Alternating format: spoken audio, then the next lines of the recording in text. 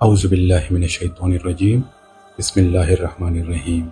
السلام علیکم، میں ہوں نوید اور آپ دیکھ رہے ہیں میرا یوٹیوب چینل نوید وائس۔ آج جو واقعہ میں آپ لوگوں کے لیے لے کر آیا ہوں یہ خصوصاً نوجوان لڑکیوں کے لیے ہے۔ تو نوجوان لڑکیاں لازمی پڑھیں، سمجھیں، سوچیں اور عمل کریں۔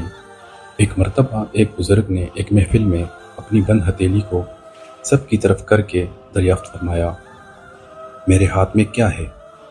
کچھ نے جواب دیا، شاید آپ کے ہاتھ میں ہیرے جواہرات ہیں۔ پھر انہوں نے ایک صاحب سے پوچھا، انہوں نے بھی کچھ سوچ کے بعد جواب دیا، شاید سونا ہے۔ پھر پوچھنے پر ایک نے جواب دیا کہ آپ کے ہاتھ میں اگر ہیرے جواہرات نہیں اور سونا بھی نہیں تو یقیناً چاندی ہوگی یا کوئی قیمتی چیز ہوگی۔ تب ان بزرگ نے اپنا ہاتھ کھولا تو ان کے ہاتھ پر چند کنکریاں تھیں۔ سب حیران رہ گئے۔